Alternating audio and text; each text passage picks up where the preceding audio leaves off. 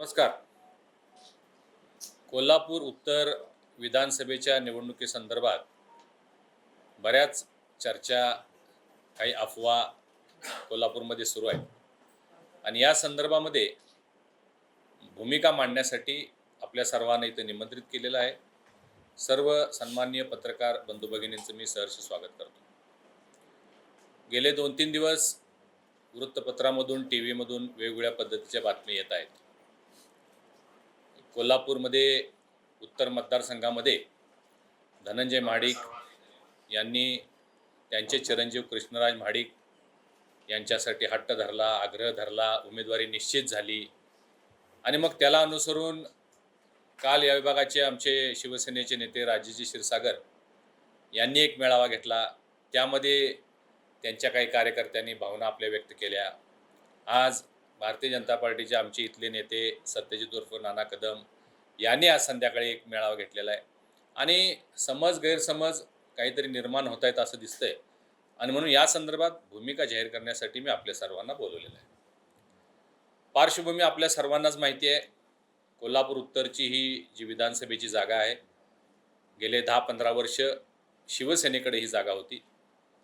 2019ला या विभागातून काँग्रेसचे आमदार निवडून आले. त्या ठिकाणी त्यांचं आकस्मिक निधन झाल्यामुळं पोटनिवडणूक लागली आणि त्या पोटनिवडणुकीच्या वेळेस आमचे सत्यजित उर्फ नाना कदम यांना भारतीय जनता पार्टीची उमेदवारी देण्यात आली.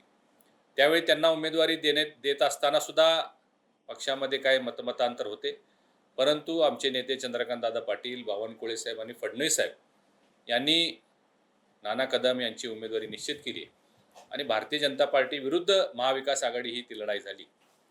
या निवडणुकीमध्ये पूर्ण ताकद भारतीय जनता पार्टी महाडिक गटानं लावली आणि नाना कदम हे जवळजवळ 80,000 मताधिक्यापर्यंत गेले.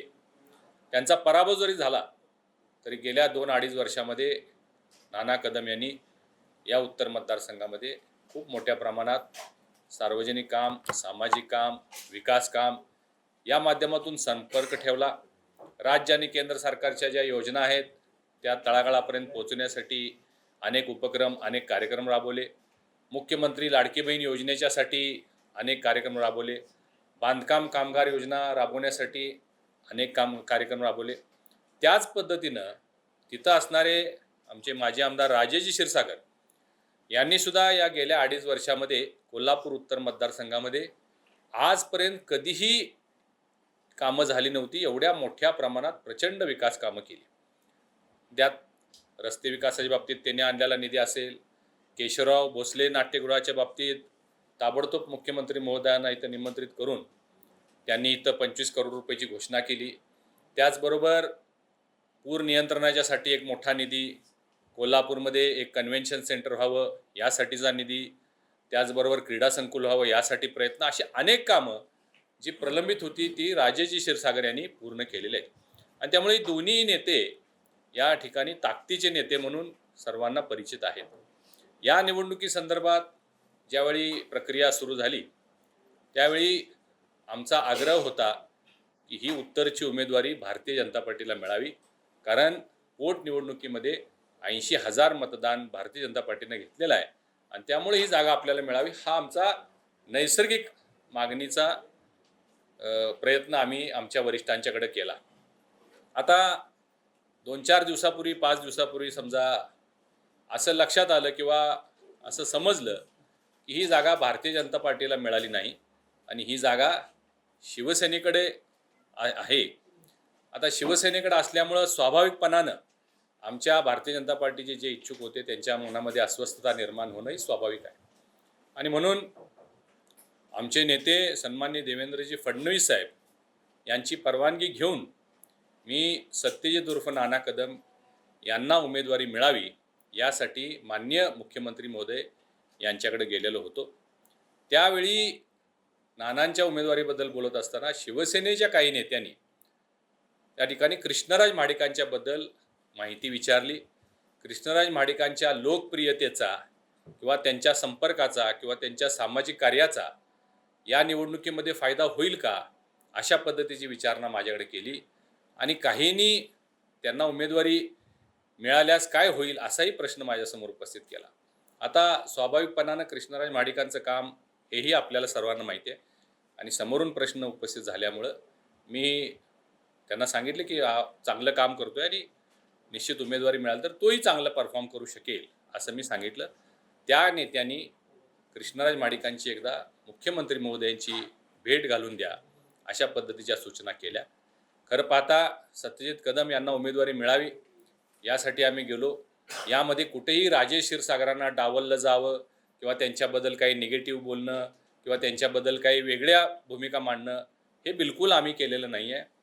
एक आमचा कार्यकर्ता, ताकदीचा कार्यकर्ता नाना कदम हा गेले 5 वर्ष तिथं प्रयत्न करतोय, गेले 2.5 वर्ष खूप प्रयत्न करतोय आणि त्याच्या मनामध्ये भावना येऊ नये माझ्यावर अन्याय झाला म्हणून मी त्याच्यासाठी तिथं गेलो होतो. आम्ही CM साहेबांना विनंती केली की नानाच कदमांचा सुद्धा विचार व्हावा. असं आम्ही म्हटलो नाही की तुम्ही राजेशजींना डावला किंवा काय करा आणि नानांना उमेदवार द्या. आम्ही विनंती करायला गेलो. आमची भावना होती, आमची भूमिका होती आणि पक्षाला सांगून किंवा साहेबांना सांगून आम्ही गेलेलो होतो. आणि त्यानुसार परवा दिवशी कृष्णराज महाडिक यांना घेऊन मी मुख्यमंत्री महोदयांची भेट घेतली. कृष्णराज पहिल्यांदाच मुख्यमंत्री महोदयांना भेटला. त्यांनी त्याची विचारपूस केली, माहिती घेतली आणि त्यांना प्रभावी वाटलं किंवा चांगला काम करणारा मुलगा आहे, असा मुलगा प्रक्रियेमध्ये असणं स्वाभाविक आहे.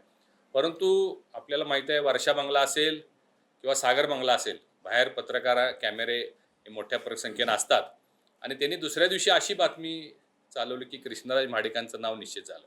मी आज आपल्यासमोर सांगतो की अजून कुठल्याही पद्धतीचं नाव कुणाचंही निश्चित झालेलं नाही आहे. आमच्याकडं मागणारे 3 उमेदवार आहेत आणि म्हणून मी ही भूमिका मांडण्यासाठी आपल्यासमोर आलो की यामध्ये काल राजेश क्षीरसागर साहेबांच्या कार्यकर्त्यांनी जे मेळावा घेतला त्यामध्ये अशी भूमिका घेतली की राजेशजींना उमेदवारी नाही मिळाली तर मग आम्ही अमुक करू, दक्षिणमध्ये डॅमेज होईल. खरं म्हणजे आपण महायुती म्हणून इथं सगळेजण काम करतो, चांगलं काम करतोय. पुन्हा महायुतीचं सरकार राज्यामध्ये आलं पाहिजे यासाठी आपण प्रयत्न करतोय. कोल्हापूर जिल्ह्याची परिस्थिती अतिशय चांगली आहे. म्हणजे 10च्या 10 उमेदवार महायुतीचे निवडून येतील अशी परिस्थिती असताना आपापसात कुठं मतभेद किंवा गैरसमज होऊ नये, डॅमेजची भाषा होऊ नये. डॅमेज त्यांनी करणार म्हटलं तर आमच्या कार्यकर्त्यांच्या मनामध्ये सुद्धा काही शंका येऊ शकतात. भविष्यात उद्या जर त्यांना उमेदवारी मिळाली तर आम्ही अशी भूमिका घेणं योग्य असणार नाही. माझ्याही कार्यकर्त्यांनी संयम पाळला पाहिजे आणि म्हणून मी आज इथं हे सांगण्यासाठी आलेलो आहे की उमेदवारी अजून निश्चित झालेली नाही. हा सर्वस्वी निर्णय सन्माननीय मुख्यमंत्री महोदयांचा आहे. जर राजेश क्षीरसागर साहेबांना उमेदवारी मिळाली तर मी त्यांचा प्रचार प्रमुख असेन.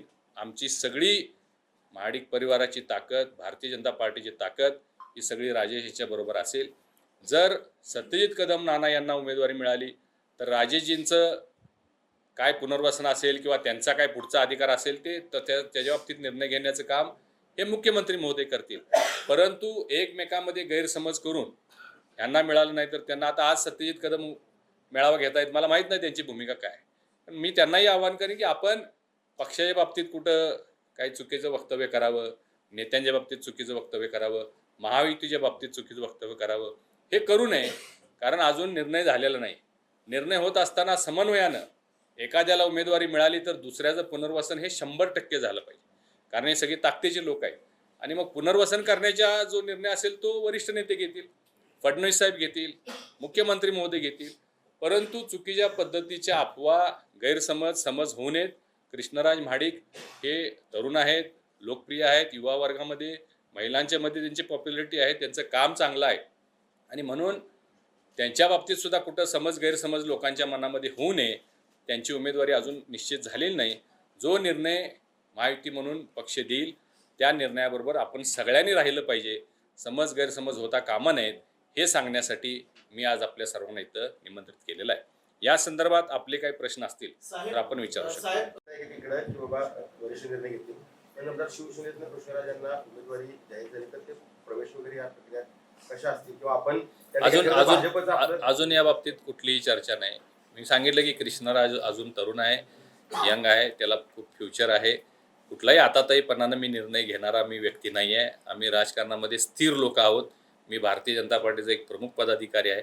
त्यामुळे असा कुठलाही वेगळ्या विचारानं मी काय करीन अशी परिस्थिती नाही. मुख्यमंत्र्यांच्यापर्यंत कृष्णराजचं नाव पोचलं म्हटलं तुम्ही. कामकाज आहे ते अनेक नेत्यांनी सुद्धा सांगितलं भविष्यात कृष्णराजला या निमित्तानं चांगले दिवस असतील आणि स्टार कॅम्पेनर या निमित्तानं कृष्णराज दिसतील का? निश्चित मी नेहमी सांगत आलेलो आहे की कृष्णराज महाडिक हा उगवता सूर्य आहे. तो कितीही झाकायचा आम्ही प्रयत्न केला कुणीही तर तो उगवणारच आहे. त्याची लोकप्रियतेचा येणाऱ्या या विधानसभेच्या निवडणुकीमध्ये महायुतीला जिथं जिथं आज खरं म्हणजे त्याला राज्यभर नाशिकचे लोक बोलवत आहेत, नागपूरचे लोक बोलवत आहेत, सोलापूरचे लोक बोलवत आहेत. जिथं जिथं त्याच्या प्रचारानं महायुतीला फायदा होईल तिथं तिथं कृष्णराज महाडिक हे कॅम्पेन करतील. खरं तर उमेदवारीचा अर्ज दाखल करण्यासाठी 2 दिवस राहिलेले आहेत. कधीपर्यंत हा निर्णय होण्याची शक्यता आहे आणि उमेदवारी अर्ज मग कसा भरणार? हे बघा, आज शनिवार रविवार अर्ज भरण्यासाठी सुट्टीच आहे. त्यामुळे उद्या संध्याकाळपर्यंत सर्वच पक्षांना आपली जी उर्वरित जी यादी असेल ती जाहीर करावीच लागेल. कारण 28 आणि 29 2च दिवस उमेदवारी अर्ज भरण्यासाठी शिल्लक राहत आहेत. त्यामुळे मला वाटतं उद्या संध्याकाळपर्यंत सगळ्याच पक्षांच्या उमेदवाऱ्या घोषित होतील असं मला वाटतं. पण नानांनी समजा आता भविष्यात बंडखोरीचा निर्णय घेतला तर त्यांना थांबवण्यासाठी सुद्धा तुम्ही प्रयत्न करणार आहात? निश्चित नाना कदम हा आमच्या घरातला मुलगा आहे. बंडखोरी होता कामा नये. आपल्याला महायुतीचं सरकार आणायचं आहे. आपल्याला 10च्या 10 आमदार निवडून आणायचे आहेत. त्यामुळे अशा पद्धतीनं बंडखोरी करून जर कुठं डेंट होत असेल तर तो होता कामा नये यासाठी मी पूर्ण प्रयत्न करतो. महाविकास आघाडी आणि महायुती या दोन्हीकडून उत्तर मिळत नाहीये उत्तर विधानसभेचं. तर आता काँग्रेसने कार्यकर्ता पॅटर्न पुढे करत जो खरा कार्यकर्ता आहे त्याला देण्यासंदर्भात वाटाघाटी चालू आहे. महायुतीकडून काय? महाविकास आघाडीकडे खरं म्हणजे उमेदवारच नाही आहेत. महाविकास आघाडीची उत्तरमध्ये पंचायत झालेली आहे, म्हणजे अडचण निर्माण झालेली आहे. आणि त्यांचे जे नेते आहेत त्यांनी सगळ्यांनाच खेळवत ठेवलेलं आहे. सगळ्यांना बोर्ड लावायला लावलेले आहेत. सगळ्यांना आश्वासन दिलेलं आहे. आमच्या इकडं असं नाही आहे. आमच्या इकडं जे नेते आदेश देतील तो आदेश पाळला जाईल. साहेब, आपण म्हणा उमेदवारी कोणाला मिळालेली नाही मात्र राजेश ठाकरे म्हणतात मला उमेदवारी निश्चित झालेली आहे आणि मी फॉर्म किती बनणार आहे येणाऱ्या यादीत आपलं नाव असेल. 100% त्यांना जर उमेदवारी मिळाली असेल त्यांच्या यादीत नाव येणार असेल तर आमची अडचण असायचं कारण नाही. त्यांचा अर्ज भरायला मी त्यांच्या पुढे असणार आहे. आता सुट्टी नाही असं कॅम्पेनिंग कृष्णराज महाडिक यांनी केलं होतं. आता महाविकास आघाडीची सुट्टी होणार का विधानसभेत? महाविकास आघाडीची सुट्टी झालेली आहे. सगळे आता एवढे गोंधळात गेलेले आहेत. तुम्ही बघताय आज त्यांच्या उमेदवाऱ्या सुद्धा घोषित होत नाही आहेत. कारण ते तुम्ही विचार करा महाविकास आघाडीची परिस्थिती काय महाराष्ट्रामध्ये. काँग्रेसचे 44-45 आमदार, शिवसेनेचे आणि पवारसाहेबांचे सगळे मिळून 60 लोक त्यांच्याकडं तयार आहेत. म्हणजे 215 उमेदवार त्यांना शोधायचे. 215 आणि त्याच्यासाठी एकतर जागा आपल्या वाटणीला येणं आणि मग नंतर उमेदवार शोधणं अशी प्रचंड सर्कस आणि गोंधळ महाविकास आघाडीमध्ये चालू आहे. त्यामुळं त्यांची सुट्टी ऑलरेडी झालेली आहे.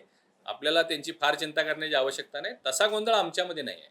आमच्यात जागा वाटपांचा निर्णय झालेला आहे. उमेदवार आमच्याकडे 1, 2, 3 ताकदीचे उमेदवार आहेत. त्यामुळे उद्या संध्याकाळपर्यंत सगळं चित्र स्पष्ट होईल. अमल माडिक यांचा